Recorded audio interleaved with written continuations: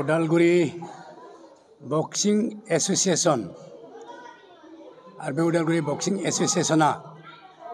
जोङो दुलाराय आसामनि जुनियर बक्सिं बादायलायनायखौ जों जुलाइ दाननि 25निफ्राय 28 अक्ट'आवहा जोंनि उदालगुरियावहा जोङो खुंनो थाखाय जोङो बेबायदि लानाय जाबाय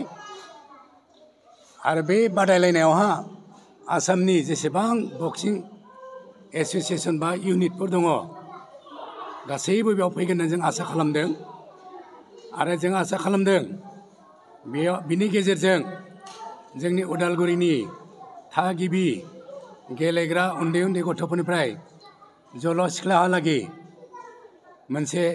दावगानायनि मोनसे राहा मोनगोन आरो बिदि खाबु मोनगोन बे गेलेनायनि बे बादायलायनायनि गेजेरजों जों बेखौ सानदों आरो बेबायदिनो जोङो बे बक्सिं खेलायावहा गासै गेलेग्राफोरनिफ्राय जोङो सोलोंनानै जोंनि उदालगुरिनि गेलेग्राफ्राबो मोनसे समावहा आसाम एबा भारत एबा दुलाराय हादोरनि गेजेरावहा बादायलायनायावहा बाहागो लानो हागोन होननानै जोंबो आसा खालामो दा बेनो मोनसे बादायलायनाय खुंनोब्ला गोबां जेंना हेंथा थायो दा बे जेंना हेंथाफोरा जाबाय गिबियावनो रांनि हेंथा फैयो मानसिफोर खामानि मावनायनि हेंथा फैयो बेफोर आंखालखौ जोङो नेवसिनानैब्लाबो बेफोर आंखालफोरखौ जोङो सौसि खावनानैब्लाबो जों मोनसे जानजि खाफ्रादों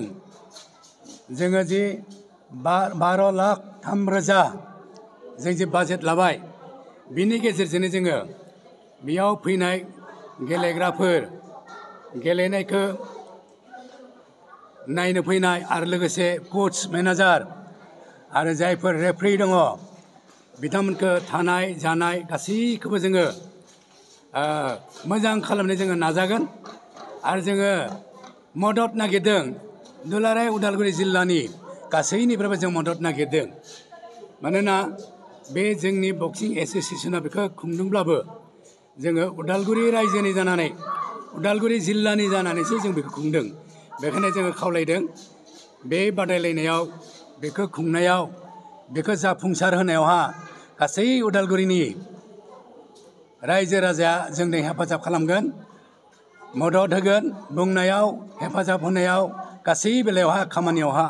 जों मदद नागिरदों जों मोनगोन होननानै जों फोथायदों आरो लोगोसे जोंनि जि थांखि बे थांखिफोरखौ जोङो लासै जाफुंहोनो जोङो हागोन होननानै जोंहा मोनसे फोथायनाय दङ बेखायनो दिनै जोङो नैबे बक्सिं सेन्टारावहा फैनानै जोङो दिनै जोंनि रादाब बुथुमगिरि जायफोर जोंनि सिगाङाव फैबाय नोंथांमोनखौ लानानै जोङो दिनै बे बाथ्राखौ जोङो रायजोनि गेजेरावहा जों हगारबाय आरो बेनि गेजेरजोंनो जोङो रायजोनिफ्राय मदद मोनगोन आरो नोंथांमोनाबो रायजोफोरखौ बिनि गेजेरजोंनो जोंजों मदद लाहोनो थाखाय बाथ्रा हरगोन होननानै जोङो फोथायनानै आरोबाव खुलुमबावनानै आं फोजोबबाय उदालगुरि जिल्ला बक्सिं एसोसिएशन आरो লগতে 4th inter district all Assam junior boys and girls boxing चैम्पियनशिपर अर्गेनाइजिंग कमिटी হয় আজি उदालगुरि जिल्लार সকলো সাংবাদিক portal TV media electronic media paper media সকলকে মই স্বাগতম জানালো আজি ধৰ্মেশ্বৰ বসুমতাৰী এই বক্সিং সেন্টাৰ লয় এই পুৰণি থানা উদালগুৰিৰ ভিতৰতে পৰে আৰু লগতে এই কম সময়ৰ ভিতৰত আপোনাক নিমন্ত্ৰণ কৰি আনা বাবে আৰু আপোনাক ইয়াত অহা বাবে মই ধন্যবাদ জ্ঞাপন কৰিছোঁ বিশেষ কৰি আজি আপোনাক আগন্তুক 25 আৰু 28 লৈ इंटर जिला जूनियर बॉयज एंड गर्ल्स 40तम ए बॉक्सिंग चैम्पियनशिप हमारे उदालगुरी शहर या उदालगुरी जिला अनुष्ठित होबले गई आछे यार सम्बन्ध লৈ পেলাই আজি আপোনাক এই প্ৰেছ বিবৃতিটো মাতা হৈছে আজি আপোনাকৰ মাজত আমাৰ এই অৰ্গানাইজিং কমিটিৰে আৰু লগতে আমাৰ ওদালগুৰি জিলা বক্সিং এছ'চিয়েশ্যনৰ এডভাইজাৰ আমাৰ হৰচন্দ্ৰ ইমাৰী ছাৰ, এখেতে ফাউণ্ডাৰ ডিষ্ট্ৰিক্ট স্পৰ্টছ এছ'চিয়েশ্যনৰ জেনেৰেল ছেক্ৰেটাৰী, লগতে স্পৰ্টছ পেঞ্চনাৰ আৰু লগতে ষ্টেট লেভেলত ৰেফাৰী ফুটবলৰ আৰু কাবাডী, নেশ্যনেল ৰেফাৰী কাবাডী। আৰু আপোনালোকৰ মাজত আছে আমাৰ আনন্দ মুছাহাৰী, এখেতে হৈ গ'ল আমাৰ জিলা কমিটিৰ বক্সিং এছ'চিয়েশ্যনৰ জেনেৰেল ছেক্ৰেটাৰী আৰু লগতে ষ্টেটৰ ছেক্ৰেটাৰী, বক্সিং ফেডাৰেশ্যনৰ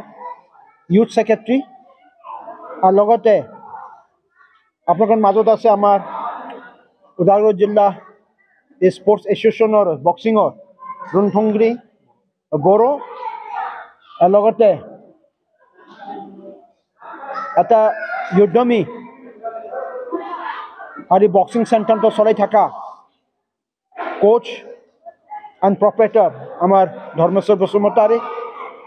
আৰু লগতে আমাৰ বক্সিং এছ'চিয়েশ্যনৰে এই ওদালগুৰি জিলাৰ একদম সদস্য, আমাৰ এতিয়া অৰ্গেনাইজিং কমিটিৰ অফিচ ছেক্ৰেটাৰী কৃষ্ণ কলিতা। এই প্ৰেছ মিটটো পোনপটীয়াকৈ আগুৱাই যাবলৈ মই ইতিমধ্যে বিতংভাৱে বিৱৰণ কৰিবলৈ আমাৰ এই স্পৰ্টছ